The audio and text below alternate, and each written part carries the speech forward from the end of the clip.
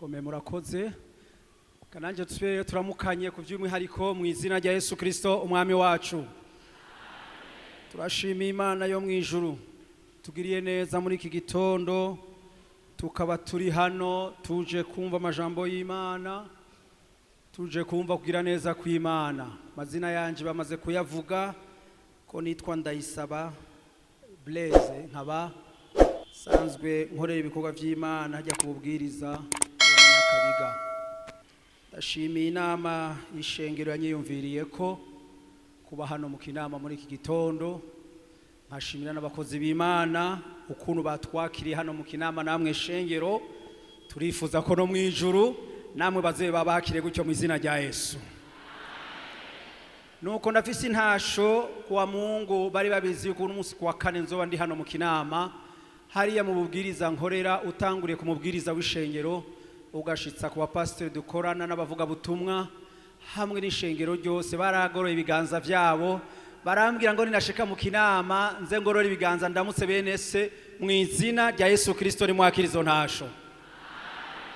Amina. Imana mu ijuru nihabwa icubahiro. Uyu munsi n'umunsi wihariye, n'umunsi udasanzwe twibuka ukuduzwa k'umwami wacu. Niyo majambo nta nuwo kubwira ngo narongo buku nukuvuga uko vyabaye. Nta kindi tuvugana, abaririmbye bose nta kindi bavuga.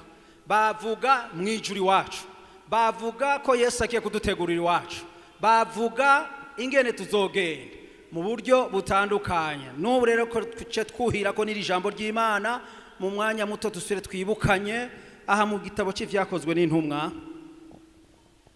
igice ca mbere, ndasoma ku murongo wa mbere ngeze ku wa 11.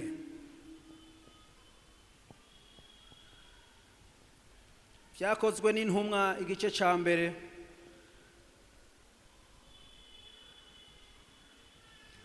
turasoma ku murongo wa mbere, kwari kugira ngo nsome imirongo ariko ndaza kubwira umurongo duhagararako. Yesu aduzwa mu ijuru, igice ca mbere ku murongo wa mbere. Ca gitabo ca mbere nanditse Gateofili we, kivuga ivyo Yesu yatanguye gukora no kwigisha vyose gushitsa ku munsi yadugijwe mu ijuru, ahejeje kugerera intumwa muri mpwemu yera zimwe yatoranije.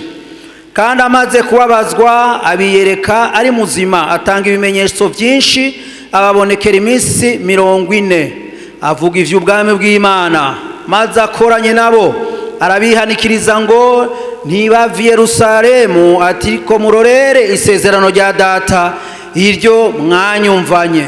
Kuko Yohana yabatirisha amazi, ariko mweho mu minsi itari myinshi muzobatizwa mu mpwemu yera.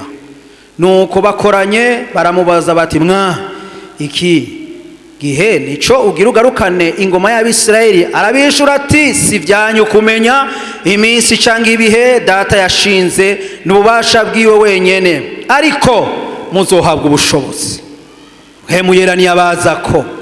Zoba ivyabo navyo kunshingira intahe Yerusalemu ni Yudaya hose ni Samariya no gushitsa ku mpera y'isi. Amaze kuvuga atyo aduzwa babona igicu kimukura mu maso yabo, bagihanze amaso mu ijuru. Akigenda abagabo babiri bambaye impuzu zera bahagarara iruhande yabo, barababaza bati, yemwe bagabo b'i Galilaya, niki gitumye muhanze muraba mu ijuru? Uyo Yesu abakuwemwo akaduzwa mu ijuru, azoza atyo nkuko mubonye aja mu ijuru. Amen. Amina. Turiko turasoma amajambo y'Imana, ndiko ndayaraba, nagize ivyiyumviro vyinshi. None abamubonye aduzwa mu ijuru mumbonera bari bangahe? Kumenga Yerusalemu hari abantu benshi, kandi niko nibaza yuko n'abazomubona garuka sinamaza ko ari insinzi y'abantu.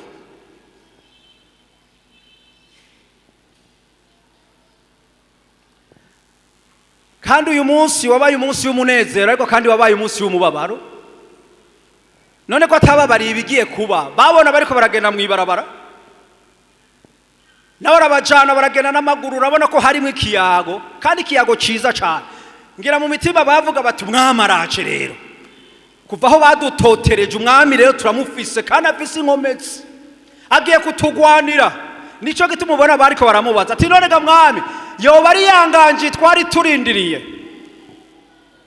woba ari wa mwami twari turindiriye Yesu nawe nyene agaca bivamo n'ingoga ati vy'inganje yo kumenya igihe n'imyanya si vyanyu ni data wenyene ni wabizi ariko hari ico nababwira muzohabwa ubushobozi ico coco ngiye ndakibabwira mu minsi itari myinshi Yohana yabatiza mu mazi mugabo mwebwe mugiye kubatiza abantu muri mpwemu yera ndabasezerana ikintu kimwe muzohabwa ubushobozi mpwemu yera niyabanzako muzobi vyabona vyo kunshingira intara aho baracari mwibarabara bariko baragenda kugira ngo Yesu ashikigire ku musozi kandundu maze babaza babona geze ku musozi ngo arahagarara ngo maze guhagarara ngo acaduza ibiganza kandi aho nibari bazicagira kore ngo arabahezagira umugisha uramanuka kurya umuvyeyi ahezagira abana agira gende arabahezagira ngo mu kanya gato baza babona amaguru atanguye kuva mu isi kandi ava mu isi ariko arahezagira baza babona ararengeye etaje yegaragiye baza babona arashitse kure agaragiye kandi agenda nubagihezagira baza babona ashitse ahantu indege ishika baza babona ashitse mu ibicu biramutwara abagabo baguma bavuga ati arahavagaruka sinzi umwanya bamaze baruko barabahajanye aragaragaruka niyo dusiguku inama mwijuru icirakorana erega babagabo amazosi arameneka aravunika manuka niyagira umanuka ajana inkuru yindi erega imitwe yahereye hejuru mwami wacu kugiye abamarayika baca baramanuka emwe mwabagabo mwe ati sabwe kuri imitwe mwijuru kura mitwe mwijuru tangura kwiyumvira ivyo yavutse ngo hakera yagiye kandi uko mubonye agiye niryo jambo tuzoza tuvugana rero uko mubona duze niko muzomubona garuka amina mwamumva mutobumvira akagongo aba bagabo none umva basubiye inyuma bameze gute none bigende gute dutahe taha vyaheze ariko ndamubona Yesu ariko araduga hari igihe niyumvira ibintu vy'ijuru nkumva umushatsi uramvuyeko abamarayika bamurindiriye ibinyabugingo murazi umukuru agira shike ivyo duhora tubona ubona abantu bose bisuganya ni costume akayira bakwifunze neza bakisuganya nimuhora mubabona none ariko mwijuru siko bimeze ndamubona agiye ashitse ariko arashika ariko aragenda abamarayika amafamfara ariko arakubita nguyu nyene ijuru arashitse abamarayika bakahaguruka ibinyabugingo bigahaguruka abaserafi bagahaguruka nase mwijuru arahaguruka nguyu mwana arashitse azanye intsinzi yo kungarukanira independence nari munsi y'ubuja w'ivyagezwe aje kubwira ati wa mwana wanje w'i Burundi azoshikirwa Bibiliya iravuga ngo indirimbo zica ziraririmbwa z'umwagazi w'intama ashise mu rugo iwe sharagenda n'iruhande ya se aramata aricara tinzoguma iruhande ya data gushika mbonye umugeni wanje ico gituma ndamukunda umwami wanje ubaransengera ubaradusengera narasize umugeni wanje nico gituma dufise ivyizigiro bihamije tuzomubona ewe nushaka ugirengarenga uryame ariko tuzomubona ego kabisa nushaka ugende n'amaguru ariko nama ndyama mvuga ati aka kajagari ndyamamo muri iyi si uwundi munsi nzozinduka nakavuyemwo. Nta bindi vyizigiro, niwarya inkoko, niwarya inyama, niwagubwa neza, niwagubwa nabi, nta makuru, ariko dufise ivyizigiro, umwami wanje azogaruka. Murazi umuntu kugira kwase iwabo. Mbona benshi tw'amatwi mu mazu yo gupanga badukinagiza batwirukana, wigeze 25 umutima ugahagarara ukacuva muri mpemu wibutse ko nyene urupango habatonda akubwira ya majambo yamakubwira aho yishakiye, ariko uraza uguza agatongo hari ahantu wicara ukavuga ati nashitsi wanje. Hari bitutse umuntu akira avuye mu gupanga. Ya mazi dusangira y'induru y'amariba y'induru ni, ariko twicara mu isi dufise ivyizigiro ngo umunsi umwe nzoci wacu. Yemwe nakakazi upanzemwo uragenda buhoro, bakakazi kiwawe uragenda buhoro buhoro, kuko nakajya nagahema twitezi wacu aho batazodukura, aho hari amazu yacu abaririmbyi baririmbye yagiye gutegura. Saya mazu y'ibiyo, hari abantu baryama bakarota ngo narandarota imiryango ishigwa ku imiryango. Ko naraye ndota mbona tapi rouge. Bibiri ivuga ngo ibitinjiye mu bwenge bwande bw'umuntu n'ibitinjiye mu mutima n'ivy'Imana yateguriye abayubaha. None unzanira ayo manako ngo nabonye nako zanje zaheze ngo ndayibona nikigereranyo gusa mugabo ijuru ahantu baduteguriye si imiryango, kuko naba bandi bariyo. Ico reka dushira imiryango kwera ababandi. Ngo clôture yanje ngo nabonye igeze hagati clôture ahantu umutekano wuzuye. Erega hanatwe umutekano wuzuye hose batubwiriza clôture tuzisambure. Ariko iryo juru niko nakubwira mwene data twiteze bamaso. Uririndiriye uko katika hali gani? Erega si kuvuga ngo azoza gusa, nta kizomubuza kwaza, azoza mugabo azodusanga tuko katika hali gani? Mbega shoshe Kiswahili muracumva? Je numvise kiryoshe mu Giswahili. Azodusanga tumeze gute? Nivyo tugomba tuganire ko ari bitatu mu kanya gato. Cyambere Matayo 25.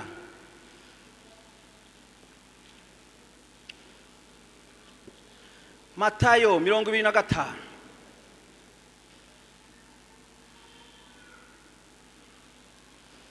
Cyangire reka dutangure muri Luka. Reka dutangure muri Luka. Matayo turajayo mu kanya. Luka 12.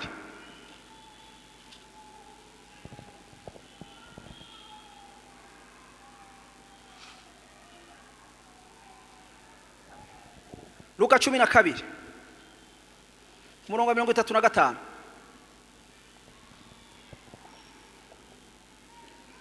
Luka 12 ku mirongo 35. Tube maso turorere databuja. Mwame mukenyeye kandi amatara yanyu yame yaka. Namwe mwese, namwe muse n'abantu barorereshe buja. Igihe agarukira ava mu bukwe ngo niyaza akaramutsa bace bamwugururira.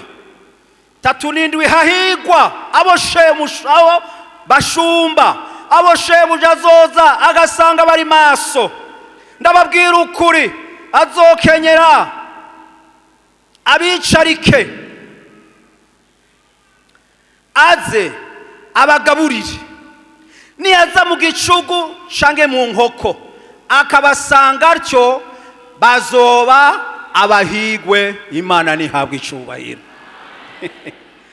Ijambo rya mbere hahigwa abo shebuja niyaza akabasanga bameze gute? Ari maso. Iyaba yo tugiye kwaza saa 6, yemwe twese twoja mu ijoro. Iyaba yo tugiye kwaza mu ijoro twese twoja mu ijoro. mugabo hari ikibazo kiduhagaze imbere tutazi ingene kizogenda, kuko Bibiliya ivuga gusa abo bazoba barindiriye ukuza kwiwe barahiriwe, abo shebuja azoza asanga bari maso. Mumvise amasaha yavuze n'amasaha agumye, niyaza mu nkoko, niyaza mu ijoro rikuze, niyaza mu ijoro rimeze gute, abo bantu bitwa ko bari maso barahiriwe. Kuko muri iki gihe turiko turacamwo tugeze mu gihe c'itiro, tugeze mu gihe c'itiro, ariko vy'ukuri tutabeshanye. Reka mbaze abavyeyi bari hano, umushinga ntayafashe isafari aragiye mu mahanga, mbega umunsi akubwira ati ndi hafi kuza, aha kwera urasinzira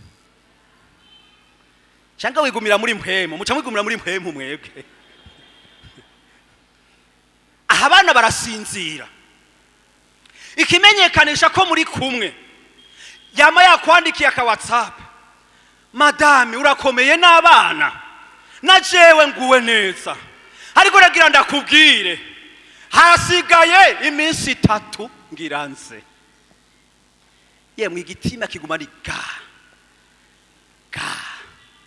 wa mwana kubura, raba ko yamashugwa ateguwe, raba ko munsi y'igitanda hakoze, ikintu cyose uragikora, ikintu cyose uragitegura, kuko witeze nde? Witeze umukunzi.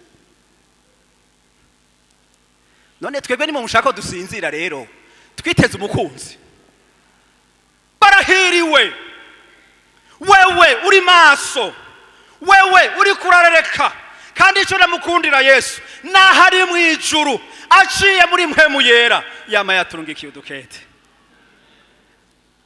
Genero ndi hafi kuza, ugaca wumva umuntu aradundera muri mpemu, atame ataba, ndamwumva.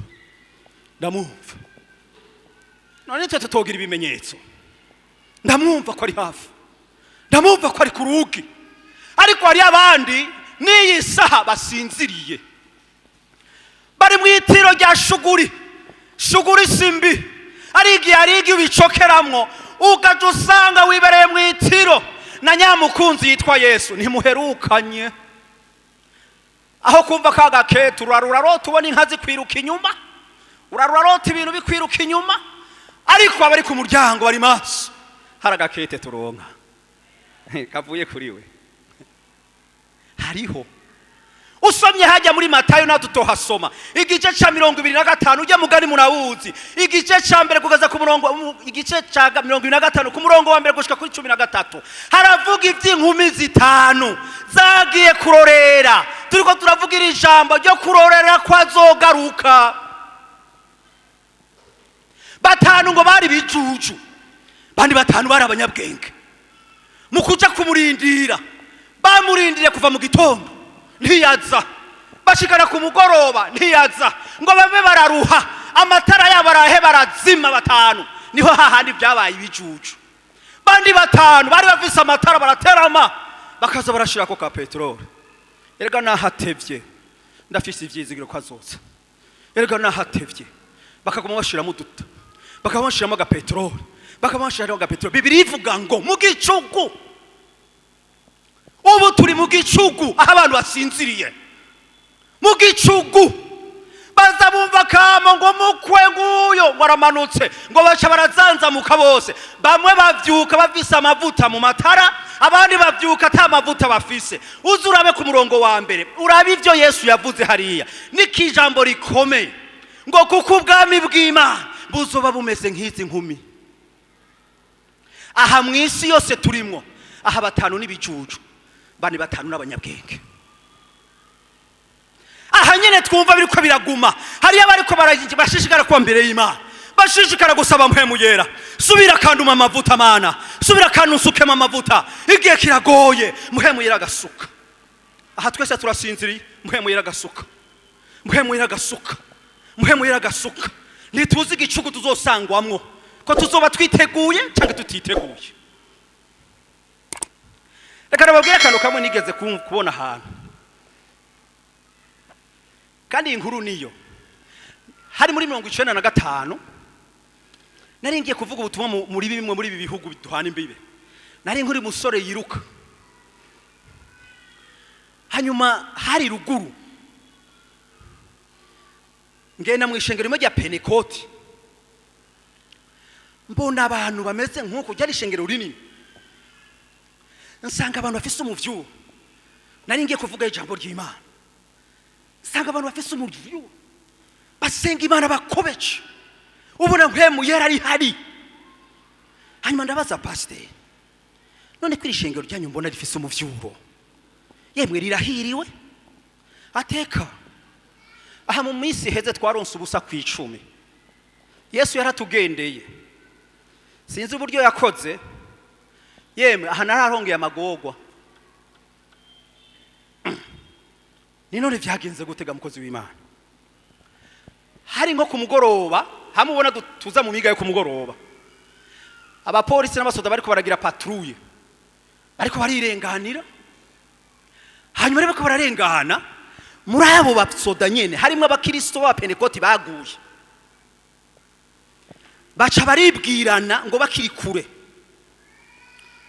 ngo aha rero ngo tugomba tuje kugeza turaba abantu bariko baraja mu ijuru muri irya shengero. Mu kanya bukwi baza babona urusengero rwose bararuzungurutse, abandi binjira mu rusengero, baca babwira pastor yari hano bati hagarika ivyo bintu uravuga. Abakristo bose agacerere kaca karinjira, atubunyene tugomba dutanga ikibazo, ucishura aragenda. Hari ibintu bitatu tugomba tubabaze muvuge, kandi umuntu aza kuvyatura tuca tumujana mu ijuru. Aha nubona ko twambaye amakostime n'amakaravati n'imishanana. Aha hari ikibazo coza aha, izi karavati zikatubana nto. Umuntu wa mbere aza kwatura avuge ko Yesu Kristo yapfuye akazuka. Icya kabiri yemeze yuko ijuru ririho. Icya gatatu yemeze ko yiteguye kuri jamwo. Uyo muntu aza kuvyatura ubu nyene tuca tumwica. Hemwe agacerere karinjira. Ntubona kurimba haleluya ngo tumukanyage shetani, uritonda sugupfa gukanyaga. Bararindira nk'iminota 5, ariko hariyo bamwe uvuze ivyo aca yumva insinga zikoranye hariya, baza yumva umurongozi w'ishengero atayiwe, iyo Yesu narindindire ngiye kumubona. Ati mutama subiza mikro, shengero ry'umwami Yesu navuze amasaha arageze ko ngodoka. Emwe mwabasirikare mwese muri hano, nagira nabatangariza imbere y'ishengero, haleluya, ngo umwami ni muzima, ni muzima, ijuru ririho kandi ndagiteguriye. Baza babona bavuye hariya barafashe pastori mu mashati, baracisha hariya, baca baduga hariya. Shengero riko rirabiraba, bashitse hajya hanze, mwafata inkoho ararasa ati pa pa pa hejuru. Aho pastori ntakubiswega, abantu baca baragenda, undi aca afata inkoko yari hafi arakerera, acazana intambi gutya. Mwabonye aho pastor agiye, ya shengero ryose.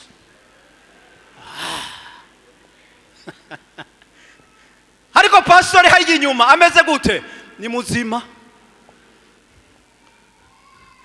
Pastor nawe ari inyuma, hari ikibazo, aha hari ikibazo, ariko aragira intercession, ariko aringinga Imana, Mana yo mu ijuru ntumara amaze kwera irya shengero ryose. Ndabura numwe asanga aha, muhemu yarakora, muhemu yaratabara ishengero, muhemu yaragendera ishengero.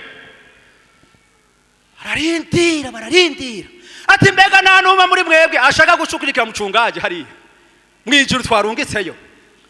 baza bumva agakecuru gahagaze hariya karanyiganyitswe, yumva ubushobozi bwa mpwemu yera, yumva ububasha bumamanutse, atayiwe data ni muzima. Yesu ni muzima. Ndagiye gusanga pastori wanje turuhukiye imiruho, ndabona ari muzima, yarapfuye, nanje nditeguye kumusanganira umwami wanje. Baca barafata agakecuru baraganuga bakacisha muri wa muryango no hanze gashitse hariya. Pastor uri muzima.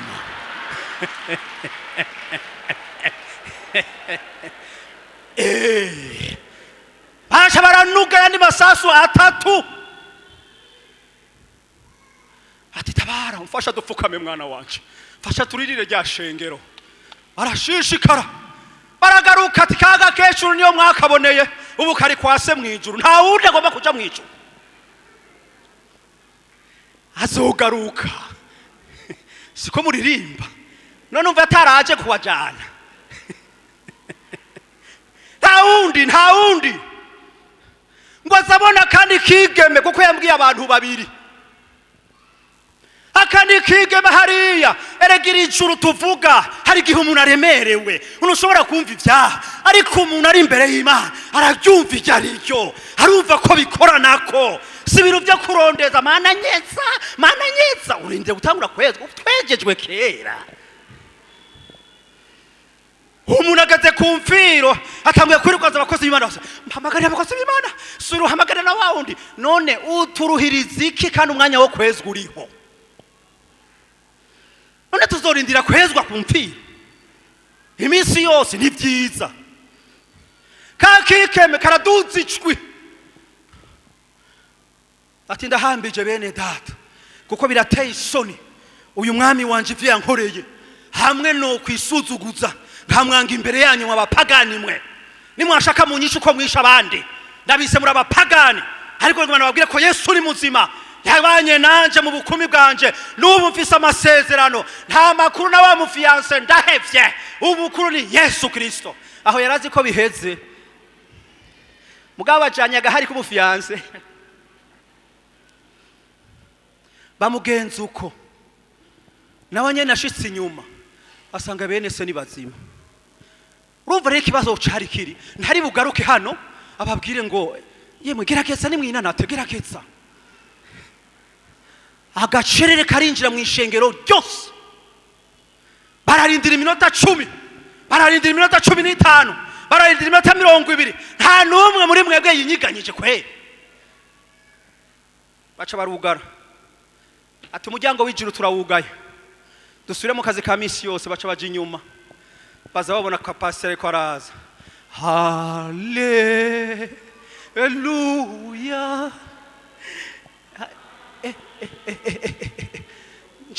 Chamwibaza mwasigaye mubona mucungaje ari waje atayo baririmbye, nimwe nari nizigiye nabuzemo.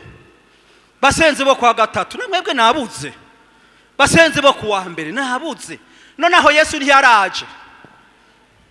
Baca barabwira pastor kuva ubu ndagwanda kubwira ishengero ufise ririko riraja mwijuru n'aba bantu babiri, abasigaye nibafunge Bibiliya uyu munsi nyene bace bataha, ngo baca babugaza Bibiliya bose, baca bataha muhira bamubwira ngo sigarana nabo, kirite niyo iri kiraja mwijuru.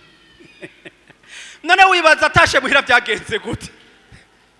Eriko kuri kwishengero abazosigara bameze, abo umwami azovugiriza inzamba, aba mu Kinama biteguye, aba mu Nyakayuga biteguye, aba ku Ntahangwa biteguye, aba mu Ngagara biteguye, bagaca bahurira mu bicu. Hanyuma basigaye none izi ntebe tuzozibwira iki? Numvise iyo nkuru yarambabaje. Turiteguriye kuza ku mwami wacu, azoza, ariko atakukuta katika hali gani? Azogusanga umeze gute? Mbega umeze nk'aba bantu niyaza mu gicugu uri maso? Mbega niyaza saa 6 uri maso? Erega naho yoza turyamye tuzogenda, kuko haryamye umubiri ariko impwemu iri maso. nico gituma ubona abadayimoni bariko baratembera mw'ijoro uzubona hari umuntu twari twiryamanye uwundi munsi uyo muntu kabisa navuze ni impwemu yawe iri maso kabisa ndambona arahagurutse kandi ari mw'itiro hari haciye umurozi ahantu ndambona arahagurutse ariko arirukanga mu cyumba ariko arasenga ari muri impwemu nkamufata yewe mushingana wapi gushika ndamufata nkamuryamika nkamusubiza ku gitanda kuko ari muri impwemu nahazoza mu gicugu turyanye mu mubiri ariko abari mu impwemu bazomusanganira. Ndakubaza iki kibazo, azogaruka mugabo arafise ibintu bizoba bimuzanye uyu munsi tugomba tuganire kuri ibi uburyo azogusangamo, azogusanga uri maso. Tube maso, umukwe arashobora kuza. Abantu bamwe bariko barayaga baba Kristo, kandi nasanze aba Kristo kabisa isi turakunda isi kweri. Umwe arabaza abari kumwe nabo batanu ati none we mu cyifuzo wibaza ko wifuza ko Yesu yogusanga uri mu mubiri canke warasinziriye, aha bamugiye gupfa canke warapfuye hajya muri kaburi. Bose iyo discussion nabonye bariko baragira nta numwe yemeye ko azosangwa asinziriye, kandi mubona twese twimirije gusinzira. Ateka ngo je nifuza ko azonsanga ndi maso, ariko murazi facture yo kuzosangwa turi maso. Hanyuma rero twinjiye tuko turayaga, abantu b'Imana barayaga atariko nyamara jewe nuko ntazi kwihitiramo, je nifuza ko yonsanga narasinziriye. Kandi naho yonsanga narasinziriye we uri maso nzogutanga mu ijuru. None Bibiliya ivuga ngo ni bande bazotangura kuzuka, hanyuma bakurikire bande abazoba iriho. Ndarabira bite ukuri ko dukunda isi, ese choma n'uyu munsi kampamagara hava muri ubu buruhe, hava muri aya mateso, hava muri izi ngorane, ariko isaha yanje izogera. Mugabo isaha niyagera nta prolongation ngomba, eka nta n'iminota 5 nifuza kwinyongera. Ninda ikorere isaha igeze, hageze ko ninjira mu bitaro, nimba hageze ko ntaha narayibwiye Mana ntuzonyongera umunsi nka Hezekiya, ntabyo nshaka. Ngomba kukwibonera mwami wanje, ndagukumbuye kwera. Ivyo nitubivugishwa n'ubukene bene data, nitubivugishwa n'amagorwa, tubivugishwa nuko dukumbuye iwacu. Mana Hezekiya, kandi aho duhura n'ingorane mu bitaro, Hezekiya waramunga imyaka 15 Mana, nanje ndakwingiza ibuka ibikorwa nagukore. No ushaka kuja muri Hezekiya nawe, none kubonye imyaka 15 yongewe kutarabizi iyo myaka 15 nico vyavyaye. None muguma tugume hariya gusa araba mu myaka 15 Hezekiya yongewe urabisho yamumariye. Igiye kigeze twitegure, iwacu ni heza.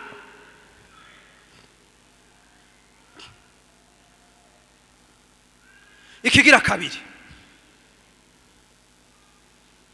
tugende hajya muri Matayo.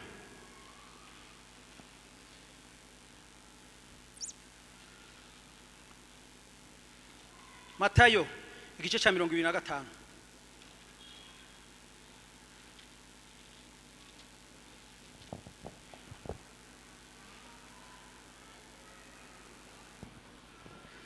Matayo igice cha 25. Turasoma ajya ku murongo wa 14. Mukani wababikijwe itaranto bizoba nk'ivyuyu muntu agira agende mu mahanga, ahamagara abantu biwe abasigarana ivyo atunze. Umwe mu itaranto 5, uwundi 2, uwundi 1. Ukuntu umuntu wese ashobora aja mu mahanga. Uwo mwanya wahawe itaranto 5 aragenda arazicuruza, yunguka izindi itaranto 5. Nuwa 2 abigenza atyo, yunguka mwo izindi 2. Ariko wahawe 1 arigira yimba mu kuzimu, ashira amahera ya shebuja. Hashize igihe kirekire shebuja wabo bantu aragaruka, asuzuma ivyo basigaranye. Wari yarahawe itaranto zitanu, araza azana itaranto zindi zitanu. Ati mugenzi, wari wansigaranye itaranto zitanu, ehe nungutsemwo izindi taranto zitanu. Shebuja aramubwira ati, wagize neza wa muntu wanje mwiza wo kizigirwa, wizigiwe kuri ihe bike, nzoguha kugaba vyinshi. Injira mu munezero wa shobuja. Hazu wari yahawe itaranto zibiri, ati mugenzi, wari wansigaranye itaranto zibiri, ehe nungutsemwo izindi taranto zibiri. Shebuja aramubwira ati, wagize neza muntu wanje mwiza wo kwizigirwa, wizigiwe kuri bike, nzoguha kugaba vyinshi.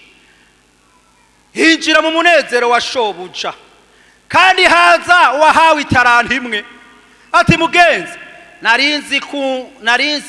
mugenzi nari nkuzi kuri umuntu w'ingare, wimbura ivyo utarimye, ukumakuma ivyo utasanzaje. Ndatinya ndagenda mpisha itaranto yawe mu kuzimu.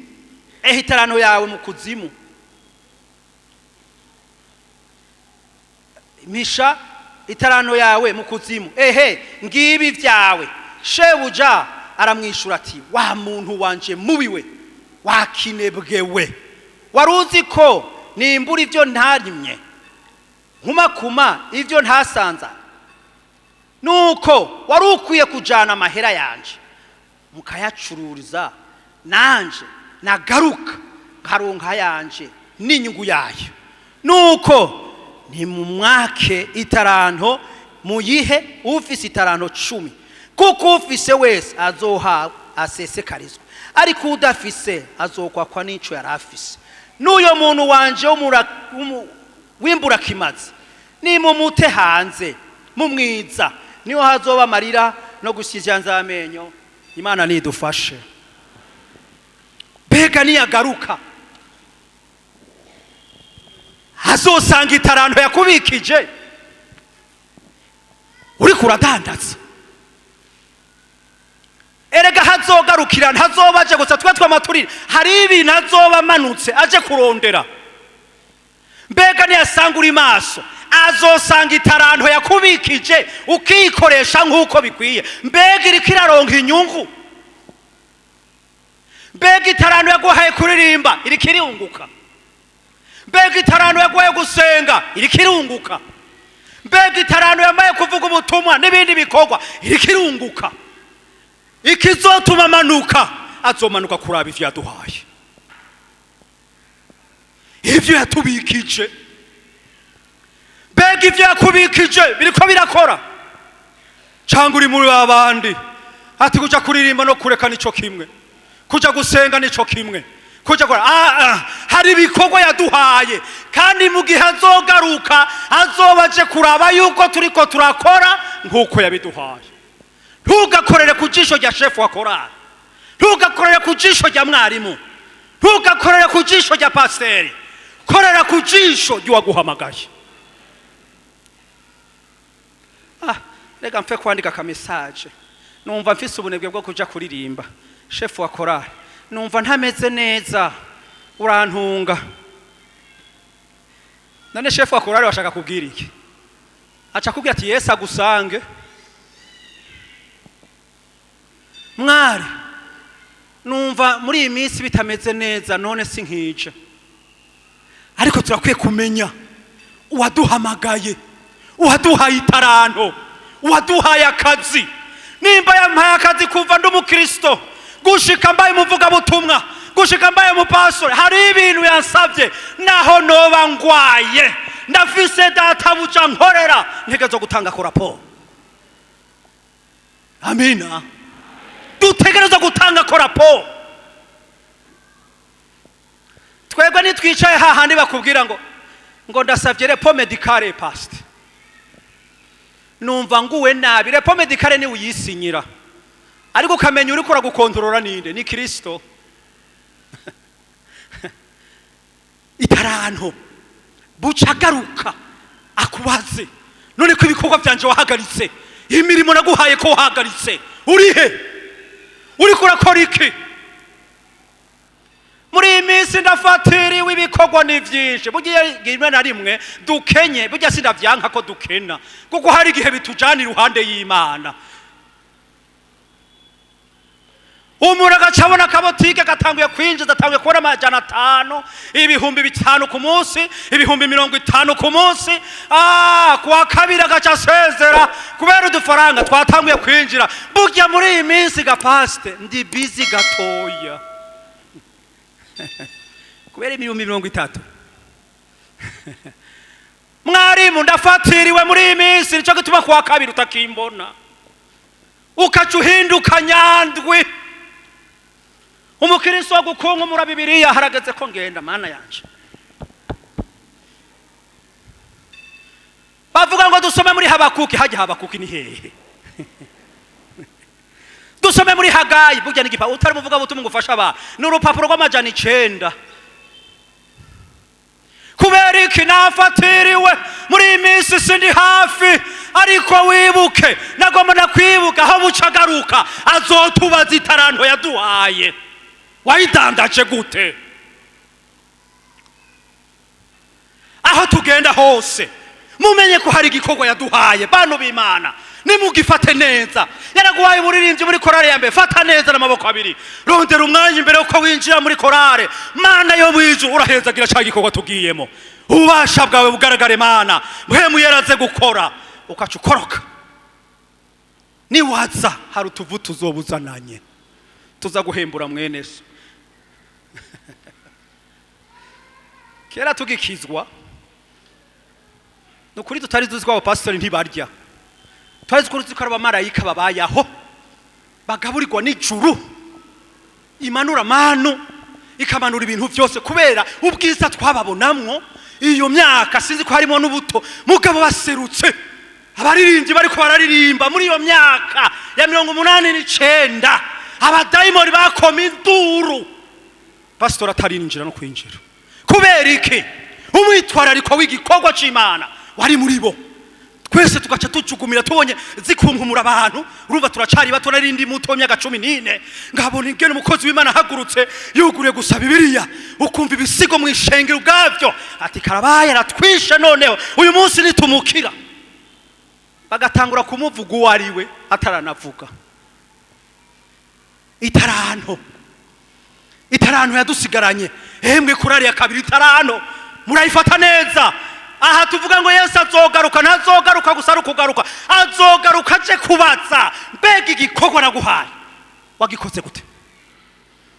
Aho mwarimo azokwigigwayo, pasteur azokwigigwayo, hanyuma uhagarara imbere ya shobuja uzoca umubwira uti ya mikuru wa yose nayigorobeje mu Ruvumera.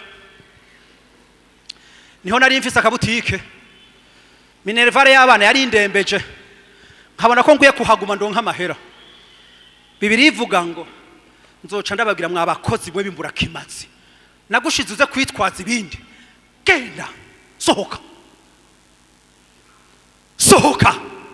Ariko hari uwundi azokwicara mu Ruvumera. Narakora mugabo nkibuka ko kuwa kabiri ninjira mu Ruvumera. Narakora mugabo nkibuka ko kuwa gatandatu ninjira mu Ruvumera. Narakora nkibuka ya taranto wampaye mu Nyakabiga. Narakora muri Vira. Narakora ariko nkibuka ko ari taranto wampaye. Ngiye naradandaje narungutse umuririmbyi namukuye hariya mwisi ndamuzana nabacaja gushigikira igikorwa. Naba mwami wanje turaye hamwe gutya twese turakuririmbira ati ngo wa mukozi wanje we mwiza nari naguhaye bike ndakwizigiye, injira rero mu munezero utangure kurya no kunywa wicaye. Biraryoshe umukristo akizwa uyu munsi hanyuma akaca yamwa ivyamwa. Aho yamye ivyamwa ukashobora gukwega yundi mukristo uyundi yabyihanye nkamubaza ati waje gute? Ngo naritegereje ujya muntu kuva kicicwe intahe yiwe yarandyoheye nanje nifuza gukizwa nkawe. Hari igihe baza ukuntu ugaca ufata ugati niwe yakuzanya tegome nje kwihana ibyaha byanje nanje ndagomba ko Yesu ampindura nkurya. Ndamuzi kera ingene yari mubi ariko ingene mbona ari intore ndagomba ko Yesu nanje ampindura. Hari umukristo yaje gutyo ndanezerwa cyane. Kubera iki? kubera ubwe yatumwe kudandaza naho yari muto yarungutse yungutse mwene se. None uyu munsi barabatijwe, none uyu munsi n'umuprotokole. Muntu w'Imana wicaye hano, nagira ndakwibutse hari ivyo twatumwe dutegerezwa gukora. Databuja niyamanuka aza duhembe ivyo twamukoreye, aza duhembe ibikorwa twamukoreye. Mbega ikibazo, uri maso? Ica kabiri, uri kuradandaza itarantu umwami yaguhaye iriko irakora. Tunamika amaso dusenge. Usinziriye mu biki? Ibiki vyagutwaye? Usinziriye hehe? Mbega uri maso?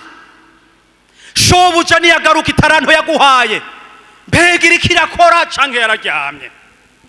Uca uhaguruka uje imbere yiwe, mubwira uti Mwami, isi yarantwaye, ndasinziriye, ndakeneye kumvyura.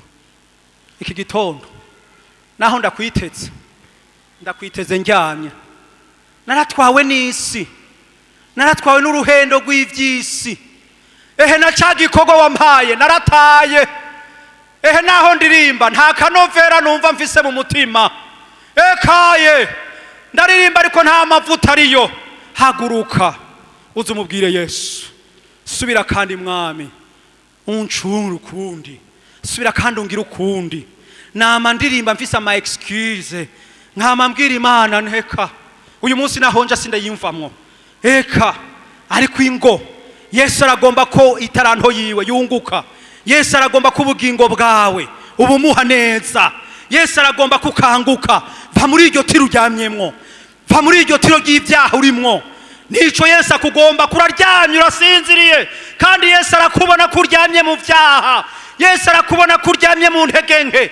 Insaku ufise zirarenze, ivyaha ugendera birarenze, kandi ivyo urabikorana igikorwa c'Imana, kandi wanka mwene so, kandi wanka igikorwa cayo. Ariko uyu munsi Yesu arakubwira ati ingo ari hafi kuza, azoza, ntazoteba azoza. Ariko raba azogusanga gute? Nico kibazo dufise. Mbega azogusanga uri maso? Mbega azogusanga usinziriye mu vy'isi? Mbega azogusanga uryamye mu vy'isi? Bimuzanire. Nturabe ijunju ufise, nturabe n'icubahiro ufise, ariko hari ukuntu muzinanye na shobuja. Shobuja yaguhamagaye. Mbega ko yaguhamagaye azogusanga umeze gute? Tuce dusaba abakozi b'Imana babashire amaboko y'Imana. Tuce dusaba hano umubwiriza aca asengera aba bantu bose baje imbere y'Imana, abashire amaboko y'Imana, abasengera Imana. Ariko umutima wawe uriko uradodora, uzane umuzanire, mubwira ivyakugoye vyose. Dusaba umubwiriza abashire amaboko y'Imana. Mana data wa twese uri mwijuru, we wabambwe ku musaraba igorogota, hanyuma ukazuka mu bapfuye, ukamara ya minsi 40 ivuga vy'ubwami bw'Imana. Hanyuma rero uterura amaboko uduga mwijuru. Turazanya aba bantu bari hano Mana, barapfukamye munsi y'umusaraba igorogota.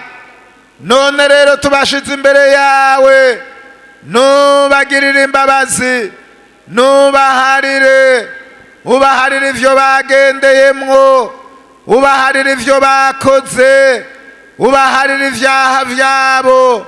Yesu mwagazi w'intama w'Imana, ubandike mu gitabo cyo mwijuru, ubandike mu gitabo c'ubugingo.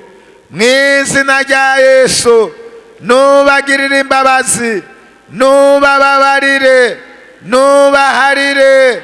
Bakoze ibibi mu nyonga zawe, none rero baraje imbere yawe. Bagirire imbabazi data, bagirire imbabazi Yesu, baharire Yesu, nubaharire, nubaharire, nubeze ivyaha, nubeze amarabaga, nubeze kugabitanya, nubeze ubeze. mw'izina rya Yesu, mw'izina rya Yesu, ubagirire imbabazi, ubagirire ikigongwe, ubaharire ivyaha vyabo bihanagugwe, ibihe vyo guhembuka bize bivuye mw'ijuru, bumva amahoro y'Imana, imbabazi zibazeko, usibanganye ibicumuro vyabo, usibanganye ibicumuro bakoze, usubire kubandika mu gitabo c'ubugingo, ubandike mu gitabo c'abariho, mw'izina rya Yesu. Bakure mu gitabo c'abahona, bandike mu gitabo c'abariho, bandike mu gitabo c'abafise ubugingo. Mana yacu, Data we, Yesu we, ubagirire imbabazi Mana, ubagirire ikigongwe, ubaharire ivyo bakoze, turabigushimiye mw'izina rya Yesu mwami wacu, amina. Bagipfukamye tugomba dusengere wowe wumva ufise ingwara canke wowe wumva ufise umutwaro, tugomba tubashire amaboko y'Imana. Kandi nawe wumva ivy'ijuru ntibikidoda cane, yemwe haguruka winginge kuko n'umutwaro ukwiye gushira imbere y'Imana. Hari igihe umuntu aba umukristo ariko akiyumvira ivy'ijuru akumva biramusiga. Urashobora kuba atani ivyaha wakorokeyemwo, ariko nugiheruka kurungikirwa gakete na mpwemu yera, yemwe uri kure. Urakwiye kubwira umwami wawe ti mwami wanje nyegereza hafi y'umusaraba, ubere nka wa muririmbyi, none umaze nk'indwi udacumva gakuru k'ijuru, mbega wumva utari kure y'Imana, uri kure. Ariko uyu munsi bwira Yesu uti nyegeza hafi y'umusaraba, usubire ungumburukanye na Data, usubire ungumburukanye na Yesu Kristo, muhemu yera asubire amanuke agira ico akora mu bugingo bwawe. Mana yacu uri mw'ijuru, mw'izina rya Yesu Kristo umwami wacu, turagushima, turagukengurukiye Mana. Uyu munsi uracihanganiye isi, uyu munsi mwami uracihanganiye abariho, turabasabiye mwami, amaraso ya Yesu Kristo yamaze kweza bene Data baje bapfukamye, ariko tukweretse mwami n'aba bahagurutse, turabasengeye mw'izina rya Yesu Kristo. Mana mana mana mana mana mana mana mana, hariho abagwaye, hariho abafise intege nke z'umubiri, ukuboko kwawe si kugufi ngo kunanirwe gukiza, reka ukuboko kwawe kugendagende, gendagenda muri iyi mibiri, gendagenda muri bene Data mwami, genda uvuga ingami ijambo ryo gukiza, genda uvuga ijambo ryo gukiza. Aba bantu bakire, aba bantu bakire, aba bantu bakire mw'izina rya Yesu, baronge gukira. Gendagende muri iyi mibiri, gendagende mu maraso, ugendagende mu nyama, gendagende mu magufa, ushike mu mitwe, ushike mwami hirya mibiri hose, ugenda uvuga ijambo ryo gukira, ugenda uvuga ijambo ryo gukiza mw'izina rya Yesu Kristo. Mana ubagirire neza nyakubahwa, uzobukoze mwami. Eka n'aba bumva bari kure y'Imana, n'aba bumva bagendagenda kure y'Imana, turasenza Imana mw'izina rya Yesu. Mana begeze hafi y'umusaraba, begeze hafi y'inyonga zawe, begeze hafi y'ubwiza bwawe mw'izina rya Yesu Kristo. O mpwemu yera usubire uvuge, mpwemu yera usubire ubaganirize, mpwemu yera usubire ubagendere katika jina la Yesu Kristo. Basubire kandi basubire kumva ubwiza bwawe. Urakoze mwami, urakoze kubagiriye neza, kandi urakoze kubakijije, kandi urakoze kubahekana inyota yo gusubira gukumburana n'ijuru. Urakoze icubahiro n'ikibi cawe, ni mw'izina rya Yesu Kristo mwami tubasengeye, amina. Nuko abumvise amajambo mukayakira, Imana ibahezagire.